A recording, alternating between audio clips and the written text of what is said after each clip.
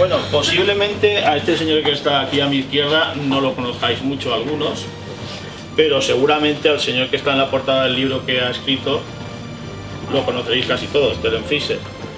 Pues el amigo Joaquín Báyez, que es uno de los cineastas y escritores cinematográficos, cineastas quiero decir, cinéfilos y escritores cinematográficos más importantes de Valencia, pues se ha sacado de la manga este libro que le habrá costado lo suyo, que está muy bien currado, con una figura como la de Terence Fisher, a la que posiblemente en muy pocos libros hayamos visto, porque normalmente se suelen hacer libros monográficos sobre la Hammer, que es la productora para la que trabajaba, pero Terence Fisher no cabe duda que tiene un estilo propio, una personalidad propia, que es la que él impuso e imprimió en sus películas, y esto es lo que nos va a contar este hombre en el libro que ha escrito sobre Terence Fisher.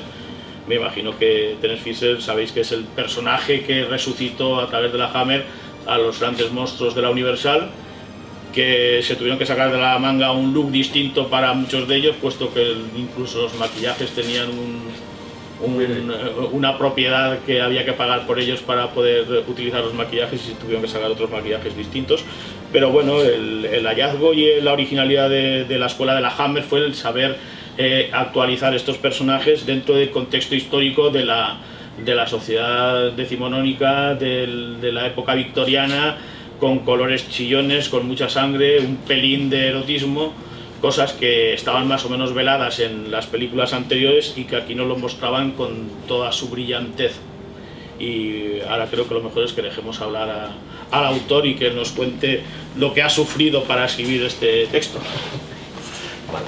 Bueno, pues gracias. Bueno, no sé si tanto sufrimiento como a la hora de presentar a un autor que se sufre lo suyo también, pero bueno, sí que es cierto que es un trabajo, en fin, es un trabajo laborioso el hecho de abordar una biografía sobre un cineasta como Terence Fisher, no tanto por exceso como pasa con varios directores. Quizá hay un exceso de documentación y el problema está en qué elegir a la hora de escribir una biografía o una monografía, sino por defecto. Es decir, en castellano prácticamente no hay nada, sí que es cierto que hay estudios, libros de la Hammer hay bastantes sino algunos. Vamos, revistas como Dirigido, como Watermas y tal han sacado monográficos también sobre la Hammer, pero claro, el problema está en dos aspectos. Primero, ¿qué pasa con la obra de Fisher anterior? No anterior a la Hammer, porque la primera película que Fisher dirige para la Hammer es de 1952, sino qué pasa con las películas anteriores al año 57. Fisher debuta en el 48 y hasta el 57 pasan 9 años donde dirige muchas películas.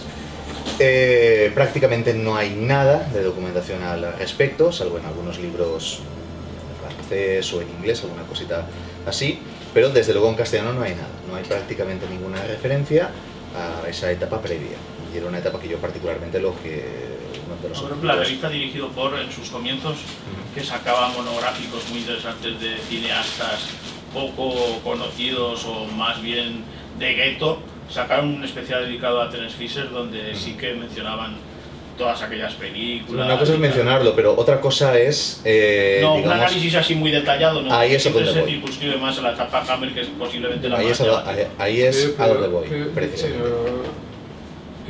Este ejemplar no se vendió. Ah, ¿Ves? mira, no lo Se sé. agotaron toda Ya. una monografía que se editaron, porque cada número era un sobre director. Todos se agotaron, menos el de Fisher. Cosas que pasan.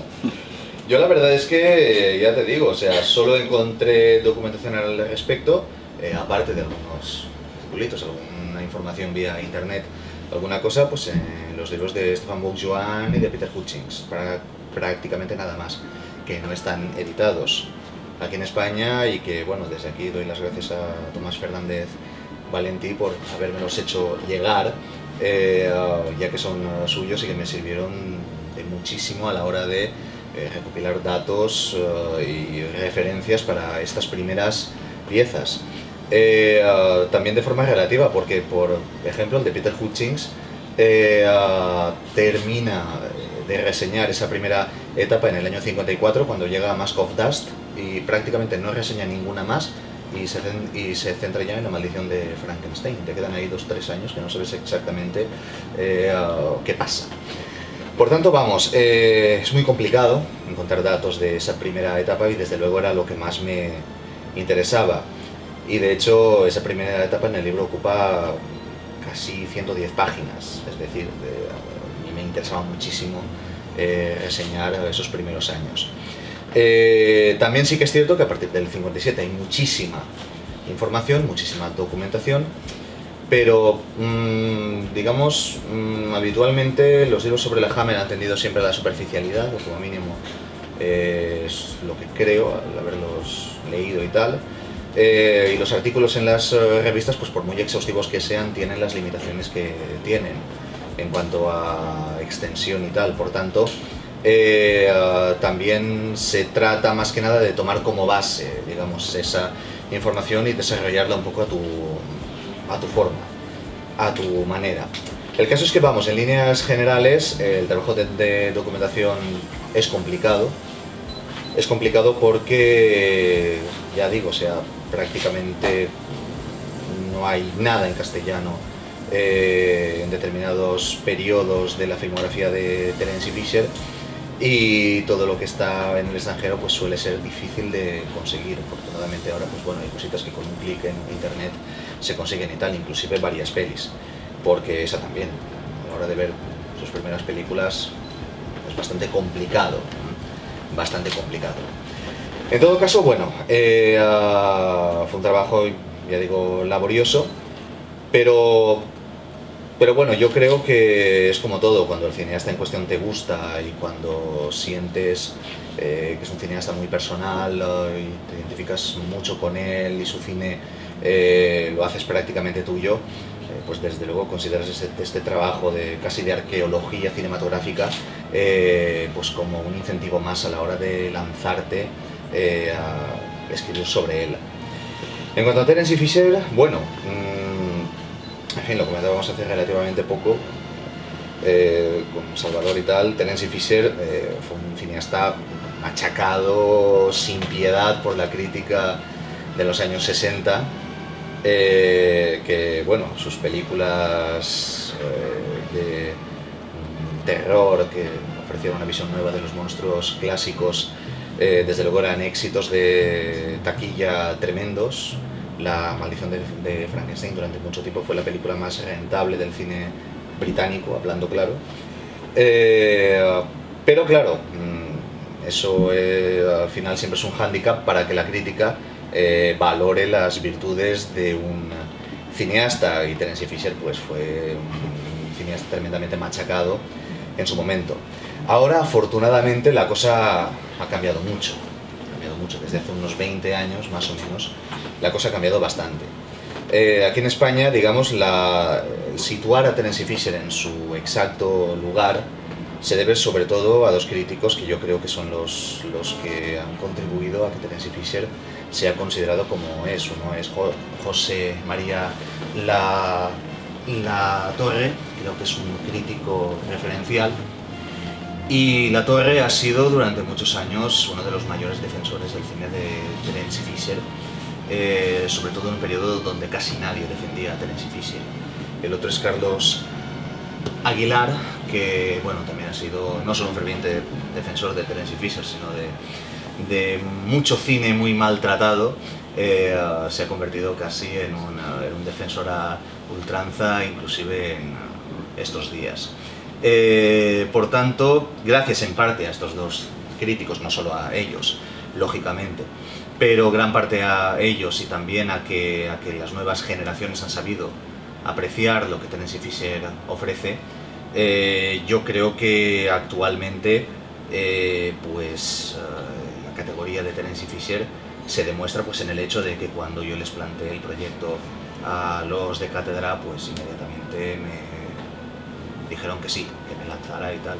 Yo recuerdo que la conversación cuando les propuse el libro de Terence y Fisher duró exactamente unos 5 minutos, fue llamarlos, decirles, mira, oye, que os propongo esto, ¿qué os parece? Genial, lánzate, pim pam pum fuego y ya está. O sea, por tanto, yo creo que es buena muestra de que el nombre de Terence y Fisher ha logrado asentarse definitivamente. Ahí estás viendo varias secuencias de sus pelis. Frankenstein creó a la mujer. Y concretamente Frankenstein creó a la mujer puede ser un paradigma de muchos de los elementos fischerianos. Es decir, Fisher, yo les pongo en mi libro, Fisher no utiliza el género de forma habitual, de la manera en que otros cineastas podrían haber utilizado el género durante mucho tiempo, inclusive lo utilizan actualmente. Cineastas que quieren hacer una película de terror. Para Fisher, el género es un medio, pero no es un fin. Es un medio para contar algo, para contar lo que él quiere contar. Yo creo que a Fisher en el fondo lo que menos le interesa es contar historias de terror propiamente dichas. Su cine oculta muchas cosas, su cine oculta reflexiones sociales, reflexiones sobre el cambio social, sobre el cambio ideológico que se establece sobre todo en los años 60. Es un cine eminentemente sexual, que lo que son la psicología de los personajes te la disecciona hasta unos niveles en verdad muy impresionantes.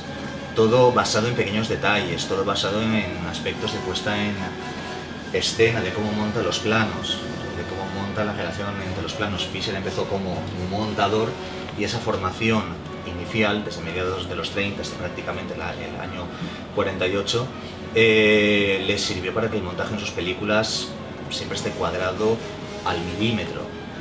Si todos hemos visto Drácula, la del 58, recordaremos un plano en el cual Peter Cushing está hablando, grabando su voz en un magnetofón y diciendo que Drácula, que es el propagador de este mal, ha desaparecido, debe ser encontrado y debe ser destruido. De repente hay un corte, un montaje tremendo, y vemos a Drácula ocupando el plano exactamente en la misma posición y mirando a cámara exactamente como Peter Cushing en el plano previo. Es una forma de mostrarte la fusión entre los dos personajes como las dos caras de una misma moneda, de una forma nítida, tremendamente precisa, y claro, se consigue mediante un corte de montaje.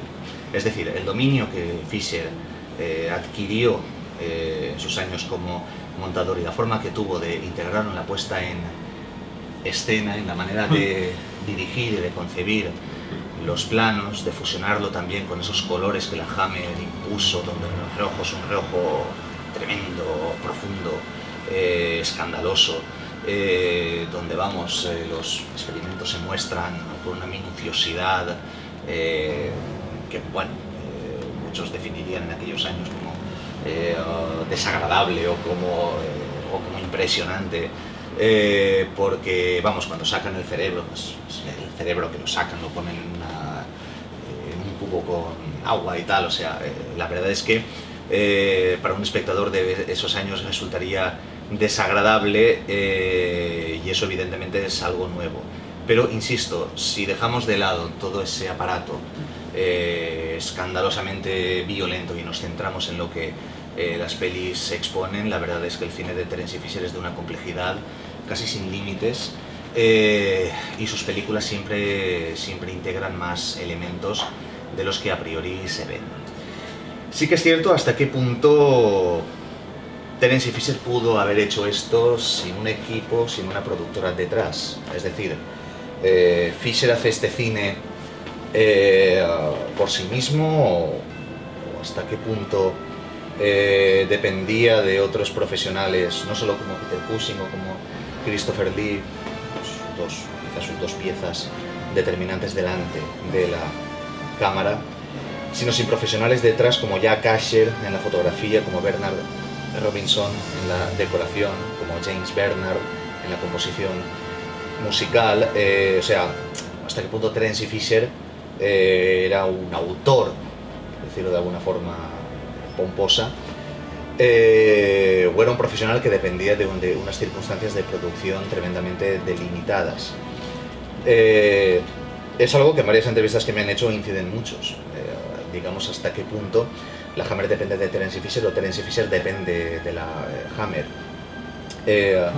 Y la verdad es que yo particularmente creo que hay como una fusión entre los dos, es decir, evidentemente Terence Fisher sin la Hammer, sin los técnicos de la Hammer, sin la profesionalidad de la Hammer, sería lo que es, pero también la Hammer sin ese talento innato de Terence Fisher a la hora de plantear una narrativa muy concreta, una puesta en escena tan determinada, llegaría a ser lo que es. Por tanto, hay una especie como de fusión entre ambos y como de dependencia mutua, y que llega al punto pues que todos conocemos y hemos visto películas de Terence Fisher y admiramos esas películas de Terence Fisher, pues llega al punto que se ve y se puede ver. En fin, yo particularmente a la hora de escribir este libro, siempre que escribes un libro generalmente descubres cosas de cineasta que no habías descubierto. Me pasó en el primero que escribí sobre Joseph Losey, se descubrieron varias cosas que hasta entonces los visionados de su cine no sé, permanecían un poco ocultas. En este caso yo quizá valoré infinitamente más el cine de Fisher en cuanto a lo cohesionado que está, o sea, en cuanto a la correlación existente entre una película y la otra. Es como un cine que cada película tenga que ver con la anterior, o sea, una especie de encadenamiento, de tal forma que los temas tratados y la progresión de los temas tratados parece que esté hecho adrede, ex profeso. Es decir, el papel de la mujer en el cine de Terence Fisher, por ejemplo, si lo contamos a partir del 57, que es La maldición de Frankenstein, se nota que se va el personaje femenino liberando poco a poco, cada vez más, a medida que su cine avanza. O sea, no es esa mujer florero que aparece en La maldición de Frankenstein, que sirve como una especie de intercambio con el doctor, es decir, el doctor le pasa una pensión a su madre y la mujer está predestinada a casarse con el doctor Frankenstein, pasa a ser una mujer liberada completamente, casi como un monstruo agresivo y emancipado en Drácula, príncipe de las tinieblas en el 65, o en la Gorgona en el 64, donde es la mujer la que mata al varón mediante esa mirada destructora y se convierte en una abstracción absoluta en el cerebro de Frankenstein, de su personaje al que violan, al que maltratan constantemente, y en Frankenstein y el monstruo del infierno, donde el personaje, que se llama Ángel, directamente ni habla, es un personaje etéreo casi. Interpretado además por el futuro Darth Vader. Ah, bueno, sí, Frankenstein era David Prowse, esta peli, efectivamente, era David Prowse, cosa que, bueno, interpretado, pero la voz no era de Prowse en Star Wars, se la puso, en fin, el actor James Earl Jones, efectivamente, una cosa un poco extraña. Pues claro, observas eso cuando ves el cine de Terence Fisher cronológicamente. Observas estas cositas que quizá antes te pasaban un poco desapercibidas, que es un cineasta que parece de forma inconsciente que tuviera muy claro lo que tenía que decir en cada película y cómo su mensaje tenía que ir evolucionando cada vez más. Ya digo, hasta llegar a unos niveles casi de abstracción pura. Lo que pasa es que, perdona, yo no sé si eso tiene tanto que ver con Terence Fisher como posiblemente con los guionistas o con el mismo marchambo de la productora, porque con la saga de Drácula, de la que solamente él dirigió dos o tres películas, el resto de películas todas también tienen, hasta las de Peter Sarsgaard, que es posiblemente de las menos apreciadas a pesar de que sigue estando muy bien, también tienen su temática particular cada uno, independientemente de la que se haya tocado en las anteriores, ¿no? Como los problemas de fe o la moralidad de la familia, ¿no? Corrompida. Pero, por ejemplo, se ven las películas de Drácula, que no son de Terence Fisher, se ve que no hay una progresión interna de nada. Cada película es como monolítica, es como independiente. Las de Fisher también, lógicamente, o sea, nada tiene que ver Drácula con las novias de Drácula, al menos Salvo a priori. la muerte del personaje al final, que engancha con... Pero claro, si tomamos las dos, dejando las novias de Drácula, que es otra cosa, literalmente, pero tomando Drácula y las novias de... y Drácula príncipe de las tinieblas, sí que es una evolución lógica. El personaje no habla prácticamente en ninguna de las dos. Porque en Drácula habla, pero en los primeros minutos. Y porque estamos viendo el diario de Jonathan Harker. Estamos viendo una información subjetiva. Cuando Jonathan Harker, o sea, cuando ya no vemos las imágenes del diario de Jonathan Harker, Drácula no habla. Y en Drácula príncipe de las tinieblas el personaje no habla jamás. En las otras sí. Es decir, yo sí que noto eso en el cine de Tennessee Fisher, una progresión. El poder de la sangre de Drácula se evita decir otro, pero habla que mata a uno. Pero habla, En fin, habla. Ellos han destruido a mi servidor, ellos también serán destruidos. Joder, para lo que decía Drácula en las previas ya es casi el monólogo shakespeariano, O sea que, es decir, yo sí que noto una progresión clara y sí que noto una profundidad en el personaje que no veo en las otras. Evidentemente en las siguientes películas de Drácula en cuanto a la Hammer, el personaje casi es una caricatura o se va caricaturizando cada vez más. Claro, es que por ejemplo en Frankenstein el valor de Fisher fue el optar por el enfoque hacia el personaje del científico, del varón o del doctor, y no de la criatura. Es que si no nos hubiéramos encontrado en el mismo caso que con Drácula, tampoco hubiera sacado nada más. Es que el monstruo en Tennessee Fisher es el varón. El monstruo no es la criatura es una consecuencia de la monstruosidad del propio varón, y esa es la grandeza que tiene ese pentateuco de piezas fisherianas en las que trata el personaje, que es cambiar los roles. Evidentemente en la Universal había una diferencia muy clara entre el monstruo y entre el doctor, una diferencia clarísima, vamos.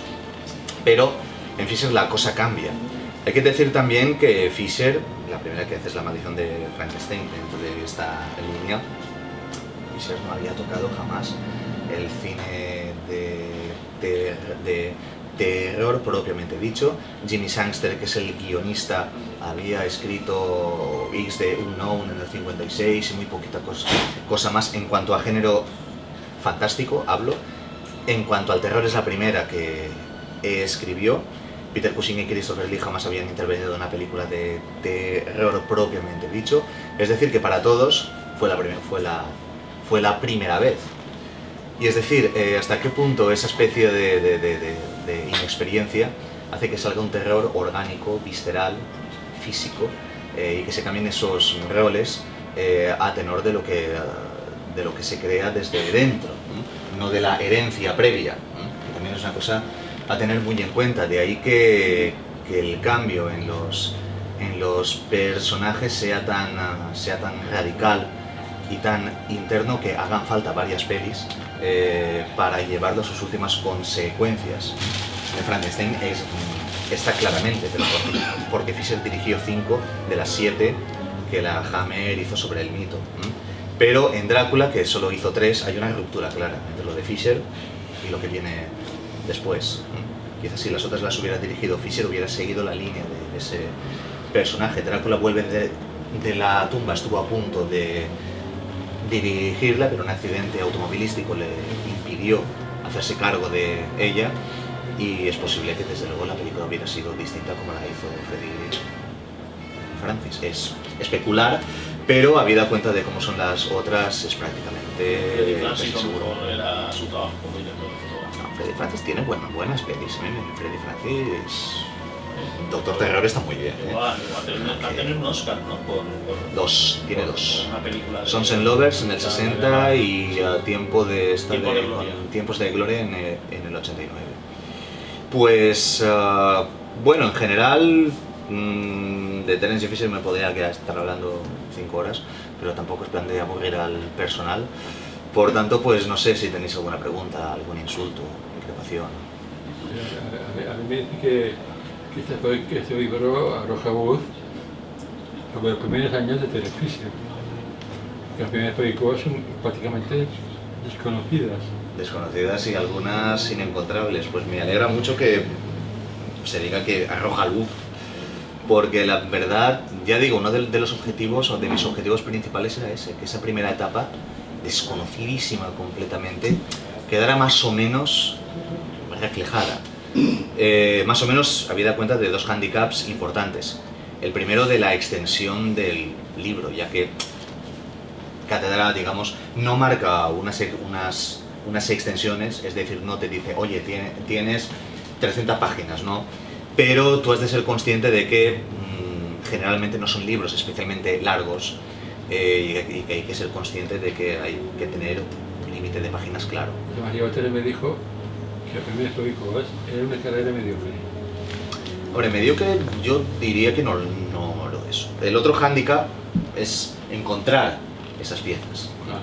A ver, yo no diría que es una carrera mediocre, yo diría que es una trayectoria irregular en la que yo sí que creo que hay piezas notables. Stollenface del 52, si lo habéis visto, es una película a tener muy en cuenta, ya que anuncia lo que será posteriormente Frankenstein, tal cual, o sea, el origen de Frankenstein o del Pentateuco de Frankenstein fischeriano está en Stollenface, que es del 52. Four-Sided Triangle también me parece una película espléndida. Spaceways está muy bien.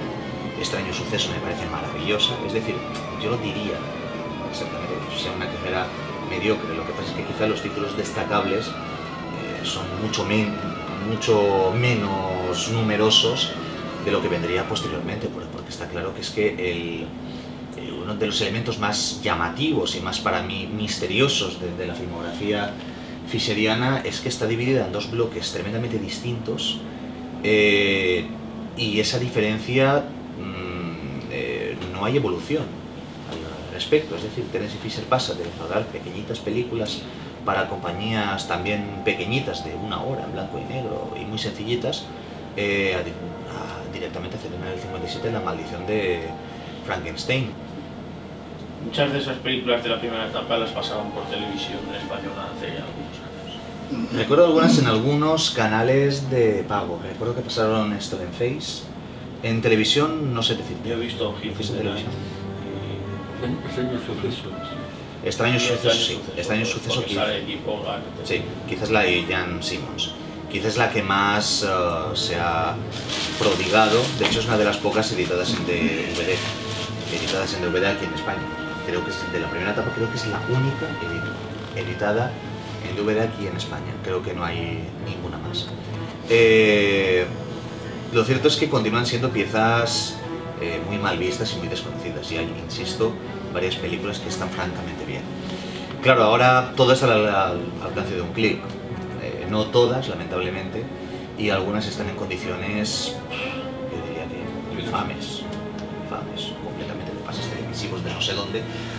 Pero bueno, aunque sea verlas, pues se pueden ver y se pueden valorar a tenor de eso. ¿Pero hay alguna que no hayas encontrado? Hay algunas inencontrables. Yo concretamente, y esto lo reconozco aquí ante todos, soy sincero plenamente, hay 5 películas de la primera etapa que no pude encontrar. 5. ¿Sabes que no? No, es que no pude. Quizá, a ver, en el BFI a lo mejor hay alguna copia, pero vamos, no lo sé. Pero en fin, solo el coñazo de desplazarse a Londres, pedir permisos que te las pongan y tal, debería ser una cosa tremenda. Interesante, o sea, se podrían haber sido... Yo no sé si se podrían haber, o sea, si haciendo las gestiones pertinentes te podrían haber hecho un pase privado, no lo sé, sinceramente. Pero yo sé que de Joseph Losey, por ejemplo, mi anterior libro, coincidió que yo estaba escribiéndolo con un ciclo en la Filmoteca sobre él, pero en la Filmoteca de Cataluña, y los cortos ofrecieron facilidades para proyectarlos en un pase privado. Pero claro, eso en Barcelona, pero en Londres sinceramente no lo sé. El caso es que hubo 5 películas de esa primera etapa que me fue imposible verlas. Evidentemente están reseñadas, pero con los datos existentes sobre ellas, y de hecho, si os fijáis, veréis que hay 5 películas, es el libro y tal, que el análisis es muy escueto y se limita a los datos, pues esas 5 son. En fin, no se puede hacer mucho más. Pues a ver, no sé decirte ahora el número exacto. No, a ver, estamos hablando igual de no sé cuántas películas, Fisher, unas 40, no lo sé, o fin, estamos hablando de un número muy menor, pero que es, cuando lo escribes es muy frustrante. Sinceramente, tú que has escrito también supongo que te pasará igual. Que aunque lo racionalices y digas, es un número menor y tal, pero es muy frustrante, porque sobre todo hay una autoexigencia de tenerlo todo perfectamente demarcado y es muy jodido, vamos, es muy jodido. Es muy jodido. O sea, pero existe. Existe, no hay ninguna perdida. Hombre, eso voy a decir, O sea, películas perdidas. que yo sepa al menos, no hay ninguna pieza suya perdida, que yo sepa al menos. Pero claro, es como tantas películas, por ejemplo, del cine mudo, que lo que existe es un 25% de lo que es el cine mudo. A nivel general, de ese 25% se puede ver igual un 15%. El 10% existe, pero igual existe en archivos en la UCLA, en los sótanos de la UCLA, allí perdidos, o en las filmotecas soviéticas, o vete a saber dónde. O sea, el handicap está ahí, que hasta que eso no se saque, no se remasterice, está ahí adquiriendo polvo y lamentablemente es lo que hay. Poquita cosa se puede hacer, pero existir existen, que yo sepa al menos, no se ha perdido ninguna, pero... Claro, eso es un poco lo que comentaba, o sea, Fisher, en el fondo el género de terror, pues hombre, no diría que no le gustaba, pero le interesaba relativamente poco. Por tanto, claro, eso junto al hecho que tú bien comentas, Salvador, de que no había visto las piezas previas y se negó a verlas, hace que su cine sea tan distinto o tan diferente. Que no sobre, para que no me influenciara.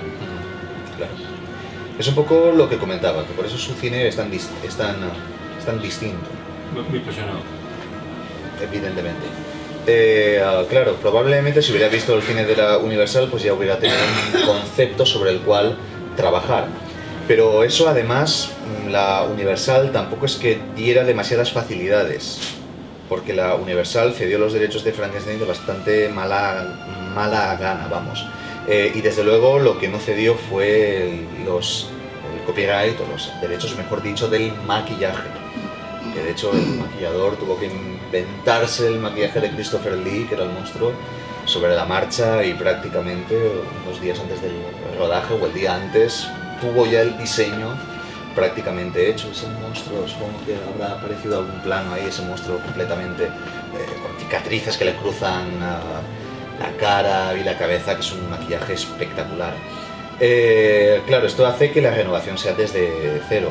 Esto, junto a lo que comentaba antes, es que ninguno de los responsables principales de la pieza habían tocado el género previamente. O sea que esta es hace 1 millón de años, ¿no? O sea que...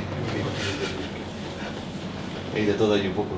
Tenéis un recorrido por la Hammer, pero vamos, envidiable. Desde luego, envidiable. Habéis visto a Raquel Welch en un bikini fantástico. Un bikini prehistórico, fantástico y maravilloso.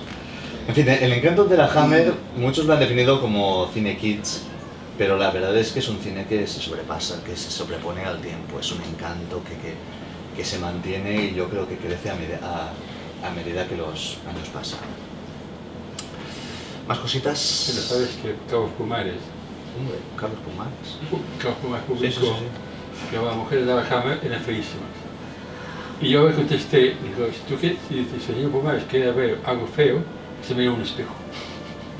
Y verá un cuadro de Picasso. Bueno, lo de Pumares es ¿Qué Pumares? ¿El de la última etapa que está desatado? Yo creo que siempre ha sido el mismo, sinceramente. No, O sea, pero los últimos años... bueno. la pinza, ¿eh? Bueno, yo creo que se le ha ido siempre. Yo lo recuerdo desde sus años en Antena 3 radio, que yo lo escuchaba y tal. En los 80.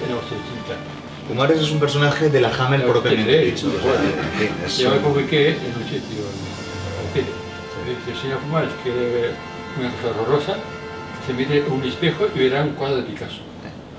Yo conocí a Pumares en la muestra de Valencia hace algunos años y es un personaje que el personaje ha acabado fagocitando al crítico cinematográfico. Es una cosa bastante extraña, pero bueno, cada uno opta por, vete a saber cómo estaremos todos dentro de Casi todos nos hemos pillado con él. Sí, en Antena 3 radio, vamos, yo Bueno. Descubrí su programa a los 10 u 11 años y, en fin.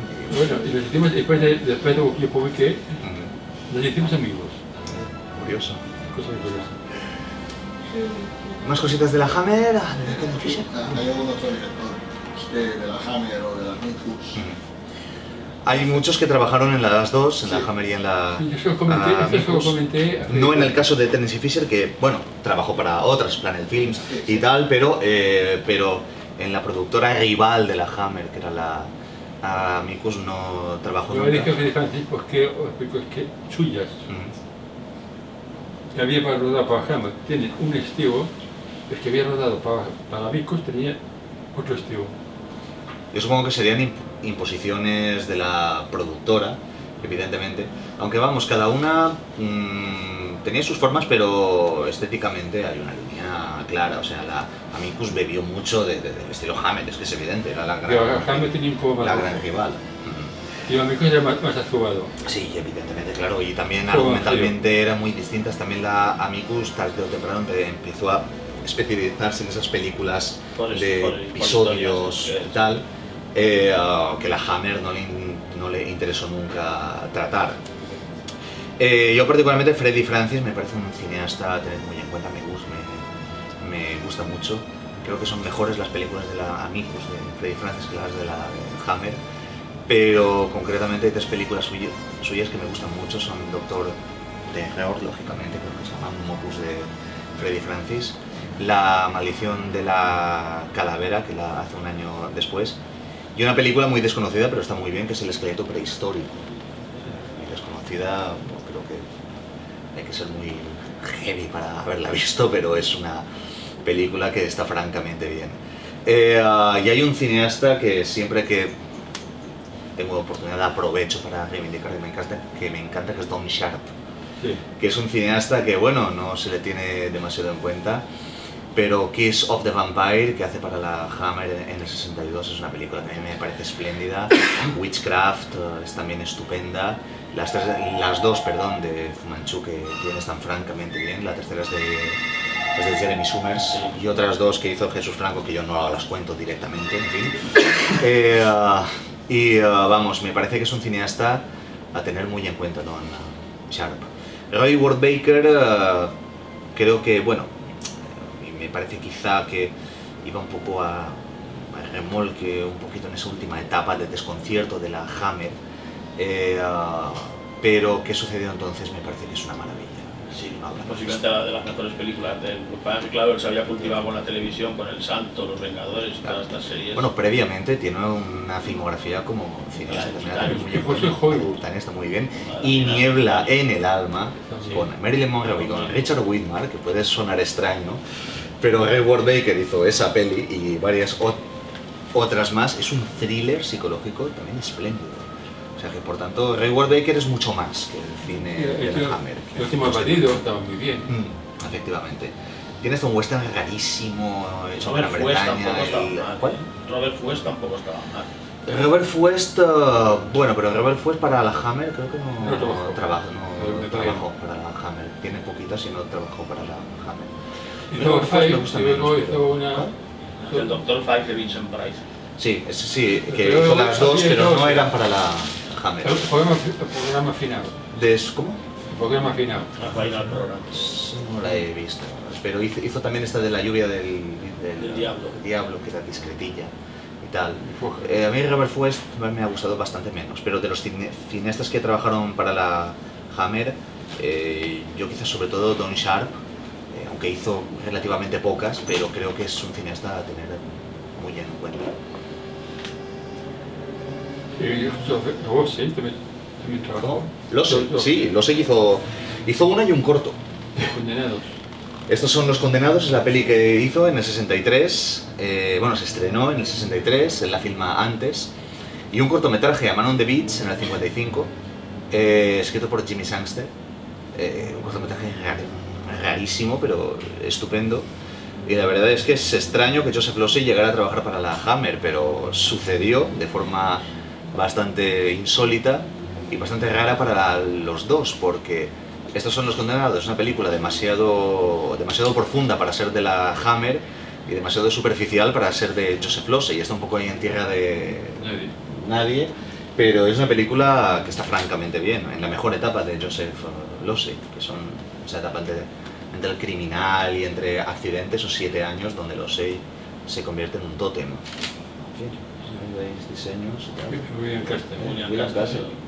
Bien. Se ha perdido ahí en medio. Sí, de la eso Hammer. digo yo, no sé qué pinta William Castle en un documental sobre la Hammer, pero cosas más raras se han visto, en fin, cosas extrañas.